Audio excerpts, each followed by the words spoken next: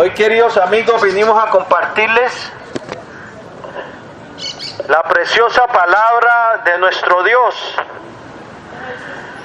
Y quiero compartirles algo que dice en el Evangelio de Marcos, capítulo 10, versículos 26 y 27. Oye bien, querido amigo, porque de la palabra de Dios tenemos instrucciones de vida eterna, más cuando salen de la propia boca del Señor Jesucristo. Bien, allí dice así, Marcos capítulo 10, versículo 26 y 27, dice así: ellos se asombraron aún más, diciendo entre sí: ¿quién pues podrá ser salvo? Entonces Jesús, mirándolos, dijo: para los hombres es imposible, mas para Dios no, porque todas las cosas son posibles para Dios. Y sobre esa palabra quiero decir algunas cosas en esta tarde. Ahora, ¿qué fue lo que dice que asombraron el dicho? Que asombró a los discípulos de Jesús. ¿Qué era lo que Jesús había dicho? Que asombró tanto a los discípulos del Señor Jesucristo que se asombraron diciendo: ¿quién pues podrá ser salvo? Y que el Señor dijo: para los hombres esto es imposible, pero para Dios no, porque todas las cosas son posibles para Dios. Y quiero hablar del asombro, de lo que asombró a sus discípulos. Que el Señor había dicho que era más fácil para un camello entrar por el ojo de una aguja que a un rico que entrar en el reino de Dios. Que era difícil para los que confiaban en sus riquezas entrar en el reino de los cielos. Bien, el ojo de la aguja era un hueco en Jerusalén donde tenían que arrodillar los camellos y quitarles el exceso de carga para poder meterlos a la ciudad, y lo que no cupiera por ese hueco, por esa puerta, era considerado contrabando. Entonces lo exceso le quitaban y arrodillaban al camello y lo empujaban. Lo que no cupiera por la puerta, por el ojo de la aguja, no podía entrar. Y el Señor dijo que era más fácil pasar un camello por el ojo de la aguja que entrar a un rico en el reino de Dios. Porque primeramente el rico tiene que cambiar de amo. Su amo son las riquezas, su confianza son las riquezas. Pero no quiero referirme tanto a ese dicho, sino el asombro de los discípulos cuando dijeron: ¿quién pues podrá ser salvo? ¿Quién pues podrá ser salvo? Se asombraron. Dios siempre ha sido un Dios que ha asombrado a la humanidad. Asombró a su pueblo Israel haciendo sus maravillas en Egipto, cuando los sacó con brazo fuerte y mano extendida, cuando los liberó de la esclavitud de Egipto, y que hizo Dios todas sus maravillas, o no todas, algunas de sus maravillas. Hirió a Egipto con sus plagas, convirtió el agua en sangre, trajo moscas, trajo pulgas, los hirió con úlceras, trajo langostas, hizo descender fuego y azufre, trajo tinieblas sobre la tierra, mató a los primogénitos de Egipto, mostró su brazo fuerte para rescatar a toda una nación de medio de otra nación. Los sacó los redimió de Egipto, los rescató de Egipto. Luego les abrió el mar Rojo y los hizo pasar como por tierra seca. Los sacó al desierto, a una tierra despoblada y vacía, a una tierra donde no había habitado hombre alguno, una tierra, como dice la Biblia, de sombra de muerte. Sí, pero allí los guió con una columna de nube de día para hacerles sombra en el desierto, y con una columna de fuego de noche para calentarlos.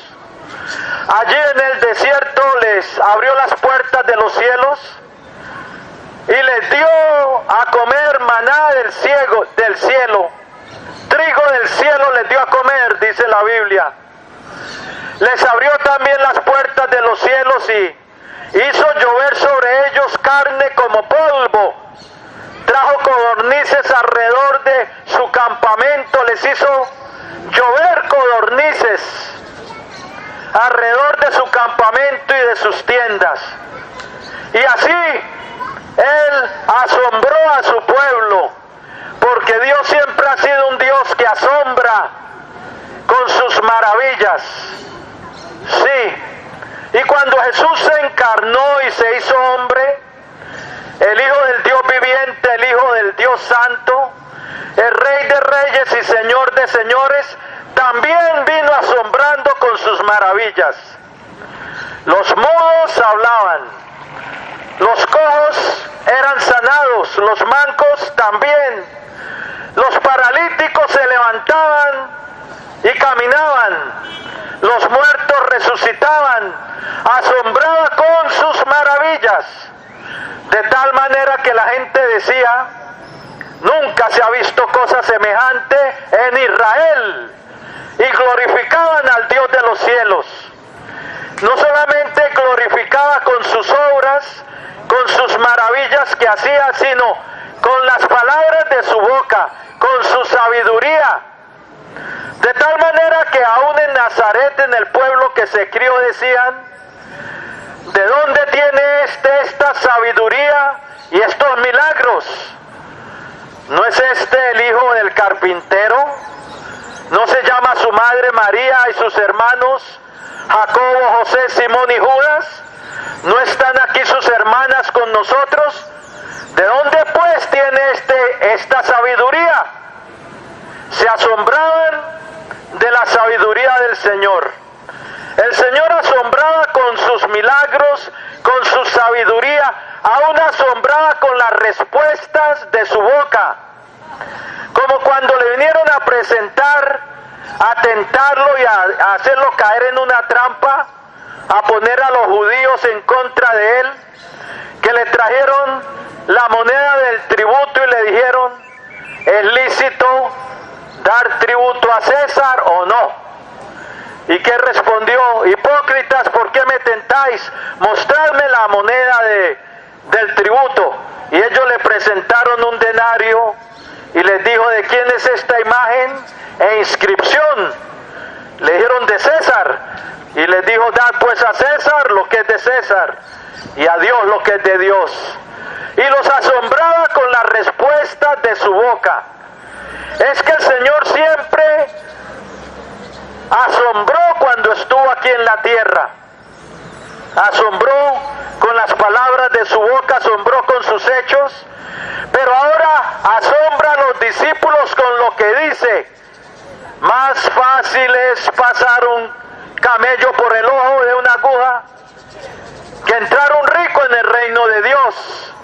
Hablando de los que confiaban en sus riquezas, de los que su Dios prácticamente son las riquezas, es su ídolo, y es difícil quitar ese ídolo del que tiene dinero, de que deje de confiar en su dinero para poner a Dios por primero en su vida.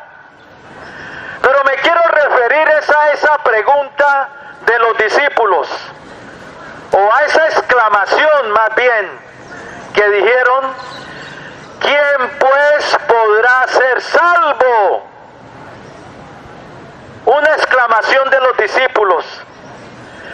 Déjeme decirle algo querido amigo y amiga que me escucha, hoy en día es una exclamación o una pregunta que pocos hacen.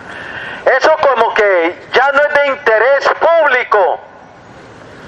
Ya como que no es de interés público indagar acerca de la salvación, acerca de dónde va a ir el hombre a partir de este mundo, acerca de su destino después de que comparezca ante el tribunal de Cristo, ante el juez de los vivos y de los muertos, ante el gran trono blanco, Apocalipsis 20:11, y que ahí se ha juzgado conforme a sus obras, y que ahí se ha sellado su destino. Pero hoy en día como que la gente no pregunta esa clase de preguntas, o no se hace esa clase de preguntas. ¿Quién pues podrá ser salvo?, dijeron los discípulos. O sea, estaban interesados en su salvación. Como el joven rico que vino, precisamente en ese pasaje era indagando: Maestro bueno, ¿qué bien haré para tener la vida eterna? Él quería saber cómo obtener la vida eterna. O como después que Jesucristo resucitó y Pablo predicó y Pablo fue metido en la cárcel con Silas y lo metieron en un calabozo y Dios trajo un terremoto, hizo abrir las puertas de la cárcel y el carcelero dice: señores, ¿qué debo hacer para ser salvo? Cuando vio la mano del Señor sacando a Pablo de la cárcel. Señores, ¿qué debo hacer para ser salvo? Como que la gente se interesaba en la salvación en ese tiempo, en la salvación de su alma. Como hubo alguien que vino al Señor y le dijo, lo puedes leer en Lucas capítulo 13, versículo 23, alguien que vino y le dijo: Señor, ¿son pocos los que se salvan? Y el Señor le dijo: esforzaos a entrar por la puerta angosta, porque muchos procurarán entrar y no podrán. Sí, pero la pregunta: Señor, ¿son pocos los que se salvan? Ahora, ¿de qué se refiere a ser salvado? Ser salvado significa ser rescatado de algo. ¿De qué es que nos tiene que salvar Dios? ¿De qué dice la Escritura que Él viene para salvar? Porque Dios es un Dios que salva. La salvación viene del Señor. Él es un Dios que salva, Él es un Dios que rescata, Él es un Dios que libera, que sana. Él es un Dios que transforma. Ahora, ¿de qué es que tenemos que ser salvos? Hay muchas cosas de que tenemos que ser salvos. Pedro dijo en Hechos 2:40 a los judíos, después de que Jesucristo había resucitado y había sido llevado al cielo, le dijo a los judíos: sed salvos de esta perversa generación. O sea, tenemos que ser salvados de esta perversa generación. Y es que sí, eso lo dijo Pedro cuando hace cerca de 2000 años parecían unos santos en comparación de hoy, que hoy el homosexualismo desfila, como hace poquito, allá llenaron a Bucaramanga con el quisque orgullo gay. Ahora se enorgullecen por ser perversos. ¿Cuándo se había oído eso? Es que ya no tienen vergüenza, la humanidad ya no tiene vergüenza. Ya la corrupción se enorgullece de ser pervertido. Ya allá hay unas mujeres lesbianas en el Congreso que están tratando de meter la ideología de género, que ya el hombre, que ya el niño puede escoger con quién se revuelca cuando crezca. Es que ya hoy la humanidad se ha pervertido. Por eso Isaías 60 dice: porque tinieblas cubrirán la tierra y oscuridad las naciones.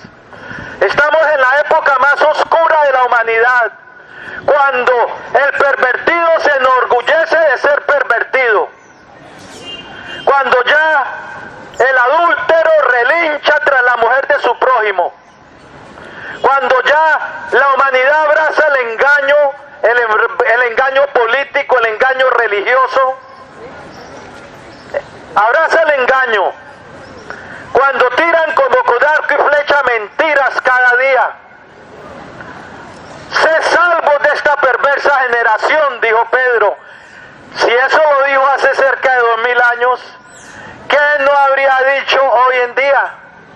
Tenemos que ser salvos de una perversa generación que cada día más se hunde preparando el camino para el anticristo, preparando el camino para el hombre de pecado, que probablemente es un homosexual, porque no tendrá el amor por las mujeres. Un homosexual, por eso ya se está permitiendo toda esta maldad y perversión. El anticristo, lo más probable, ese hombre, el hijo de perdición, el hombre de pecado, lo más probable es que es un homosexual. Pero hoy la humanidad aclama y dice que es amor. Las naciones han hecho un hoyo de perdición y de podridumbre. Tenemos que ser salvos de esta perversa generación. Hechos 2:40. Tenemos que ser salvos, como dice en Gálatas 1:4, que Cristo viene es para librarnos del presente siglo malo. Del presente siglo malo.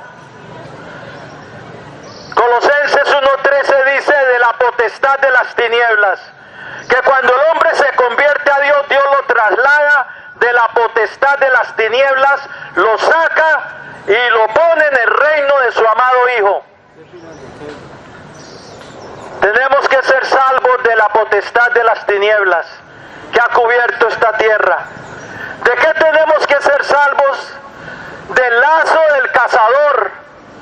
Salmo 124:7 dice: escapamos del lazo como ave del lazo del cazador. ¿Sabe cuál es ese lazo del cazador? El cazador de los hombres, el diablo. Que en Timoteo capítulo 2, segunda Timoteo capítulo 2, versículo 26, Pablo escribe a Timoteo: y escapen del lazo del diablo, que están cautivos a voluntad de él. Entonces el hombre tiene que escapar del lazo del cazador, del diablo, de que está cautivo a voluntad de él. Tiene que escapar del dominio del pecado, de la esclavitud al pecado. De eso tiene que ser salvo. Porque los esclavos al pecado, los que siguen practicando el pecado, no entrarán en el reino de Dios. Jesucristo dijo: el que hace pecado, esclavo es del pecado. Pero si el Hijo os libertare, seréis verdaderamente libres. Para eso vino Cristo, a libertarnos, a salvarnos del dominio del pecado. Y de lo peor de todo, querido amigo, de la muerte segunda. ¿Sabe cuál es la muerte segunda? La muerte de tu alma, de tu espíritu. La muerte primera es la muerte del cuerpo. La muerte segunda es la muerte de tu alma y de tu espíritu. La terrible muerte segunda, Apocalipsis 2:11, que dijo el Señor: el que venciere no sufrirá daño de la muerte segunda. Y léelo en Apocalipsis capítulo 20, donde habla también de la muerte segunda. La muerte segunda es cuando el alma, el espíritu del hombre o de la mujer es echada al lago de fuego. Apocalipsis 20:15 dice: el que no se halló escrito en el libro de la vida fue lanzado al lago de fuego. Y en Apocalipsis 20:14 dice que esa es la muerte segunda. La muerte segunda es cuando Dios tira a los pecadores que no se quisieron arrepentir, que no vinieron a Cristo, que no quisieron admitir su culpa, su rebelión, sus transgresiones, que no quisieron cambiar de camino, y serán echados al lago de fuego para ser destruidos. Oh, querido amigo, ¿salvos de qué? De la muerte segunda, del lago de fuego tenemos que ser salvos. Por eso en la antigüedad los judíos se preocupaban por su salvación. Y unos decían, ¿cómo podré ser salvo? Otro, ¿qué bien haré para tener la vida eterna? Otro, ¿son pocos los que se salvan? Ellos tenían conocimiento que después de esta vida había un juicio, que después de esta vida tendríamos que presentarnos delante del juez de toda la tierra. Y eso los hacía meditar en sus caminos. Eso los hacía indagar del camino de la vida, de preocuparse por su destino después de partir de este mundo. Por eso el Señor dijo, ¿de qué aprovechará el hombre si ganara el mundo y perdiere su alma? ¿O qué recompensa dará el hombre por su alma? Querido amigo y amiga, preocúpate por tu destino eterno. ¿Qué sacas con vivir en pecado y en placeres? ¿Qué sacas tú con olvidarte de Dios? Y luego que tu alma sufra el castigo eterno, la perdición eterna.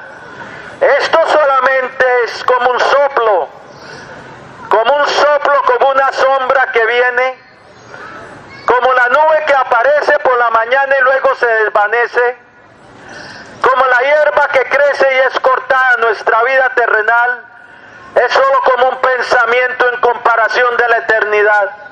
¿Y luego qué, querido amigo? Pierdes tu alma por lo temporal, por lo pasajero, por lo que puedes ahorita palpar y ver. Estás perdiendo lo eterno porque ni siquiera te tomas el tiempo de ver la palabra de Dios, de oír lo que dice Dios, de escudriñar, de indagar acerca de la vida eterna. Mire, la vida eterna solo está en Jesucristo. Para el que se arrepiente y viene a Él, ellos son los que heredan la vida eterna. El Señor Jesucristo dijo, mis ovejas oyen mi voz, y yo las conozco y ellas me siguen, y yo les doy vida eterna, y no perecerán jamás.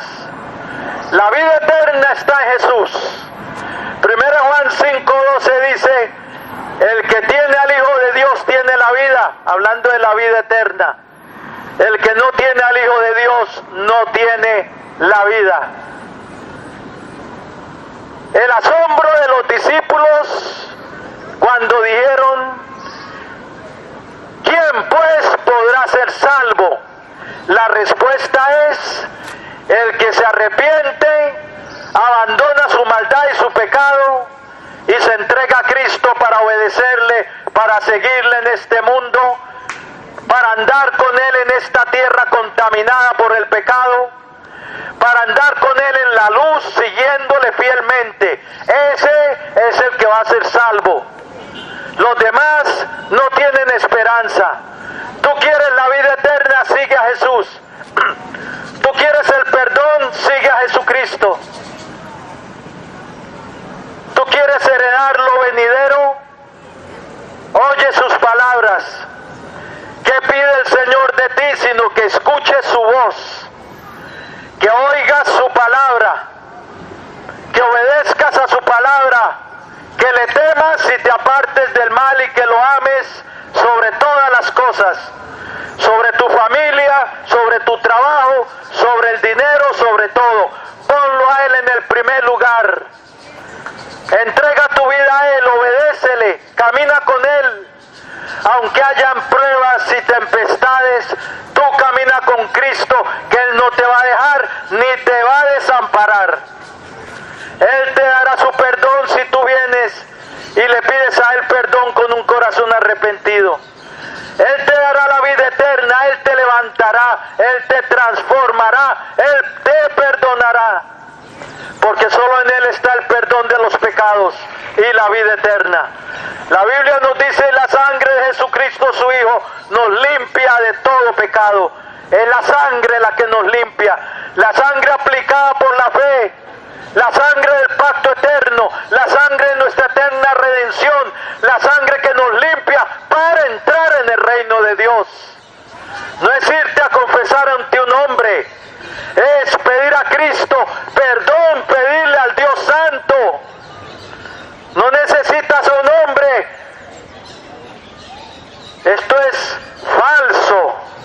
El apóstol Juan dijo: hijitos, si alguno hubiere pecado, abogado tenemos para con el Padre, a Jesucristo el justo. Él no dijo: vengan a mí que yo los confieso y les doy la bendición. No, él dijo: abogado tenemos para con el Padre, a Jesucristo el justo. 1 Timoteo 2:5 dice: porque hay un solo Dios y un solo mediador entre Dios y el hombre, Jesucristo. Solo un mediador entre Dios y el hombre. Y para ir a Cristo no necesitas intermediarios. Solo alza tu voz y pídele a Él perdón, pide limpieza por su sangre. Él dijo: venid a mí todos los que estáis trabajados y cargados, y yo os haré descansar. Dijo: venid a mí. Dijo: yo estoy a la puerta y toco. Apocalipsis 3:20. Si alguno oye mi voz y abre la puerta, entraré a él y cenaré con él y él conmigo. Tú no necesitas intermediarios para ir a Cristo, y para ir al Padre necesitas a Cristo, porque solo a través de Él llegamos al Padre de la gloria, al Dios Santo, al Dios de toda gloria y de todo poder. Hoy es tu día de salvación. Aplica la sangre de Cristo a tu vida, pide limpieza por su sangre para tu perdón. ¿Quién pues podrá ser salvo? El que se arrepiente y viene a Cristo. Porque el arrepentimiento es necesario. Sin arrepentimiento no hay perdón. Sin arrepentimiento no hay entrada al reino de Dios. Sin arrepentimiento no hay salvación, no hay nada, solo el lago de fuego. Sin arrepentimiento te espera ese lago de fuego y de azufre. Por eso hoy arrepiéntete y entrega tu vida a Cristo. Voy a hacer una oración de fe, una oración de entrega para el que quiera recibir a Jesucristo, el gran Rey de los reyes y Señor de los señores. El que quiera recibirlo a Él como Salvador y Señor. Señor quiere decir tu jefe, tu comandante, tu gobernador, el que gobierna tu vida. Bien, si lo quieres hacer, Romanos 10 dice: con mi corazón creemos para justicia, pero con la boca le confesamos para salvación. Porque todo aquel que invocar el nombre del Señor será salvo. Ahí está la respuesta. Todo aquel que invocar el nombre del Señor será salvo. Sed salvos hoy de esta perversa generación que se hunde cada día más y más en tinieblas. Si lo quieres hacer, ahí inclina tu rostro, el Señor te oye. El Dios que hizo los cielos y la tierra, cuyos ojos recorren la tierra mirando el proceder de los hombres, te está mirando en este momento. Y está mirando tu actitud y tu decisión hacia Él. Bien, si lo quieres hacer, dile hacia el Señor: Señor Jesucristo, te necesito. Reconozco que soy un pecador, que soy culpable, que he hecho lo malo delante de ti. Pero creo, Señor Jesucristo, que tú eres el Hijo del Dios viviente, el Salvador del mundo, enviado por el Padre. Creo que tú derramaste tu sangre en la cruz del Calvario para el perdón de los pecados. Creo que resucitaste de entre los muertos, victorioso y triunfante, y que vives para siempre. Y ahora, Señor, yo me arrepiento. Quiero una nueva vida. Quiero pertenecer a ti. Quiero pertenecer a tu reino. Por eso te pido perdón por todos mis pecados. Y te pido que entres en mi vida. Te recibo hoy como mi Señor, como mi Dios y como mi Salvador. Lávame en tu sangre santo de todo pecado. de todo pecado. Aplica la sangre del pacto eterno Aplica la sangre del pacto a mi vida a mi vida para el perdón para el perdón y sálvame y sálvame del lago de fuego y de azufre del lago de fuego y azufre. y perdona todos mis pecados. Perdona todos mis pecados. Hoy yo renuncio a Satanás Yo renuncio a Satanás y a los poderes de las tinieblas y a los poderes de las tinieblas que estén operando en mi vida que estén operando en mí y someto mi vida y someto mi y la rindo a ti, y la rindo a ti, Señor Jesucristo. Señor Jesucristo. Transfórmame, Transforma, lléname de tu Espíritu Santo lléname con tu y dame una nueva vida. dame una nueva vida. Gracias, Padre eterno, Gracias, Padre, por haber enviado a tu Hijo al mundo por haber enviado a ti para rescatarme para rescatar de este presente siglo malo, este presente siglo, para salvarme, para salvarme, para darme tu perdón, para darme tu perdón, tu salvación tu salvación, y tu regalo de vida eterna. tu regalo de vida. Lo recibo hoy Lo recibo hoy como un regalo tuyo como un regalo tuyo a través de la fe a través de la fe que es en tu Hijo Jesucristo. en tu Hijo Jesucristo. Y en su nombre te doy gracias. Te doy gracias. Amén Amén. y amén. Gloria a Dios, si entregaste tu vida al Señor, felicitaciones. Has pasado de muerte a vida, de condenación a salvación. Encuéntrate una iglesia cristiana, habla con el pastor, dile que te quiere bautizar en las aguas. El bautismo cristiano es después que hemos escuchado el Evangelio, creído el Evangelio, nos hemos arrepentido y decidido seguir a Cristo. Entonces nos bautizamos. Bien, que Dios te bendiga.